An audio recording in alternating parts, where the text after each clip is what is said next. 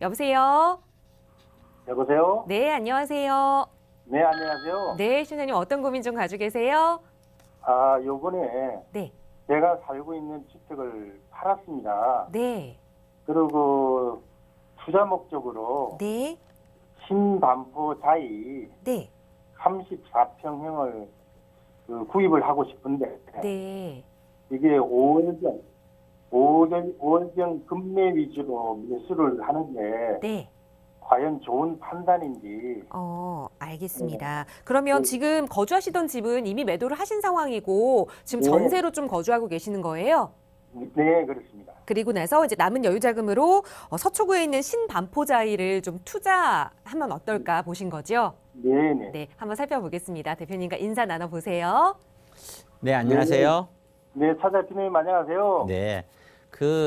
요즘 참 어렵습니다. 뭐든지 우리가 이제 저처럼 이렇게 제가 컨설팅 해주는 상담을 해주는 사람 입장에서는 네.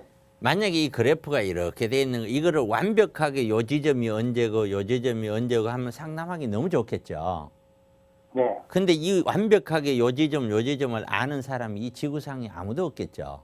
네, 그렇습니다. 그러니까 결국에는 우리 같은 사람도 마찬가지고 여기도 마찬가지인데 제가 왜 어떤 데는 이런 얘기를 합니다. 어떻게 얘기를 하냐면은 자, 그러면은 본인은 현재의 이 아파트를 이 가격이라면은 갖고 있는 분에게 여쭤봐요. 본인은 자기 아파트를 이 가격에 사시겠습니까? 예를 들어서 신반포자이를 얼마에 보셨죠? 25억 선에 갔습니다. 자, 25억에 몇 평을 보셨나요? 34평입니다. 자, 34평. 그러면 신반포자이를 갖고 계시는 분들에게 그래서 이제 과거에서도 이렇게 올라왔겠죠, 가격이. 네, 그렇습니다. 이제 그분들에게 당신이 25억이 있다면은 지금 그리고 아파트를 사려고 해. 그럼 25억으로 당신 아파트를 살 거냐? 이렇게 물으면은 사겠다는 사람이 한 사람도 없단 말이에요. 네. 자, 이런 이야기는 제가 왜 끄집어내냐면은 이거 상담을 해주는 사람이 이런 식의 상담이 어떻게 보면 굉장히 뭐 좀 이 논리적으로 이게 말이 되는 상담인가 할 수도 있어요. 네. 근데 그게 왜 제가 그렇게 설명하냐면 바로 사람의 심리를 얘기하는 거예요. 심리. 네. 심리라는 것이 나도 내 아파트 안 사겠다 하면서 안 파는 거는 혹시나 또 올라갈까 봐 이거거든요. 네. 그런데 그 이야기는 내가 생각해도 내 아파트 너무 비싸다 이렇게 느끼고 있는 거거든요. 네. 느끼고 있는데 오른다 그러니까 붙잡고 있는 거예요. 그러면 이런 심리가 내린다고 하면 어떻게 될까요? 이거는 쏟아질 수 있는 거예요. 그게 우리가 2011년, 12년 기억하시죠? 네. 네. 그때 서울 가격이 거의 한 37% 떨어졌잖아요. 네, 그렇습니다. 엄마 아파트 11억 3천 가던 게 7억 갔잖아요. 그렇습니다. 그걸 누가 알았냐 이거예요. 그때 예를 들어서 올라갑니다. 사지 말고 계속해서 사세요. 아직 안 떨어집니다. 이렇게 전부 다 얘기를 했잖아요. 그렇죠. 근데 저는 너무 비싸다. 이거는 진짜 사지 말아야 된다라고 얘기를 했거든요.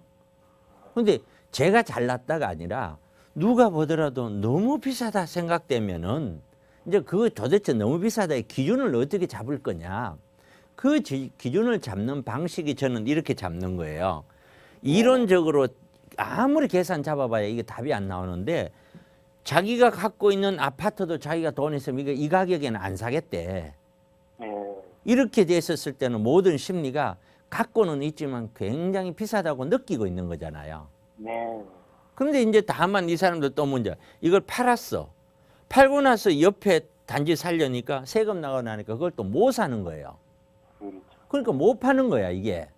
네. 왜냐하면 사람은 쌀 때는 구입을 할 때는 좀 싸게 구입을 하고 싶고 팔 때는 비싸게 팔고 싶잖아요. 그렇죠. 근데 높게 팔았는데도 세금 내고 나면 옆에도 높으니까 못 사는 거예요. 이게 사람의 심리라는 게 그런 거예요.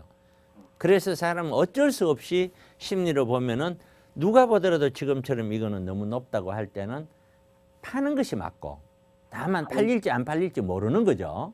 그렇죠. 지금 거래가 실종이 돼버렸으니까요. 네.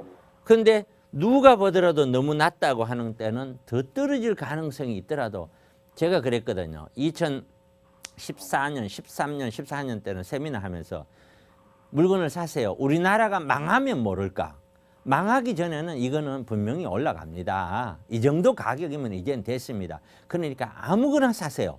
이렇게 얘기를 했거든요. 네네. 이제 그런 것들이 컨설팅을 하는 제 입장에서는 학문적으로 분석을 해서 여기다가 전체적인 회계 분석을 통해서 뭐 어떻고 저쩌고 그걸 갖다 놔놓고 설명할 수는 없는 거예요.